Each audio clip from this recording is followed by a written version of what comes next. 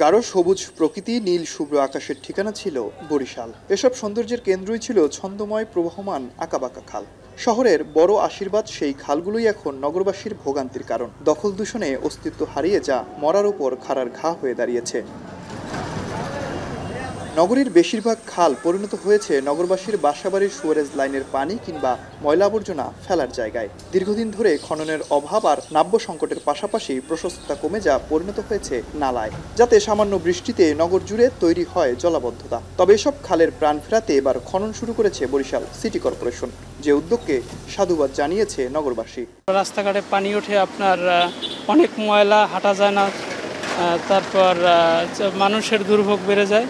কিন্তু এখন যে তারা উদ্যোগটা নিয়েছে খুবই একটা ভালো উদ্যোগ। এখন পরিবেশ ভাটা জোয়ারে পানিগুলো আইতেছে, সৌন্দর্য দেয় ডালিমের মতন, এটাই তো আমরা চাইছি। আর আমরা ভীষণ খুশি এলাকাবাসী, আমরা যা বরিশালবাসী, যে খালটা আমাদের একেবারে আগের মতন বহমান হয়েছে।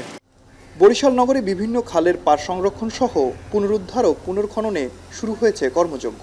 বাস্তবায়নে এরই মধ্যে খাল খনন ও পরিষ্কার পরিচ্ছন্নতা অভিযান শুরু করেছে সিটি কর্পোরেশন। এছাড়া অনুমোদনের অপেক্ষায় 701 কোটি টাকার প্রকল্প, যা বাস্তবায়ন হলে নগরীর দৃশ্যপট পাল্টে যাবে বলছেন কর্মকর্তারা। নদী খাল এই তিনে বরিশাল, যদিও বরিশালকে বলা হয় যে এটা প্রাচ্যের ভেনিস। যতগুলো খাল আমি পরিষ্কার করেছি, প্রত্যেকটা খালের দুই পাশে 100 মিটার পর পর, 250 মিটার পর পর, যেখানে ঘনবসতি ওখানে 100 মিটার পর পর, যেখানে হালকা জনবসতি সেখানে 250 মিটার পর পর আমি খাল পারে রাস্তার পাশে ডাস্টবিন করতেছি। ডাস্টবিন করছি, মানুষ ময়লা ফেলবে ডাস্টবিনে। কিছুদিন আগেও ময়লা আবর্জনায় যে খালের পানি দেখা ছিল দায়, এখন সে খালে জাল প্রস্তুত করা হয়েছে মাছ ধরার জন্য। খালের পানিতে ছুটে বেড়াচ্ছে হাঁসের দল।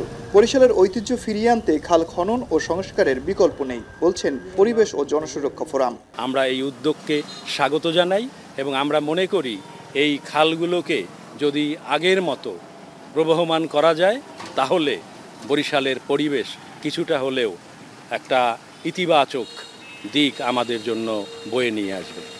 ব্রিটিশ শাসন আমলে এই অঞ্চলে 108টি খালের অস্তিত্ব থাকলেও পাকিস্তান আমলে সেই সংখ্যা কমে দাঁড়ায় 46টিতে। আর 1971 সালে মেলে 22 থেকে 23টি খালের অস্তিত্ব, যা বর্তমানে 7টিতে ঠেকেছে।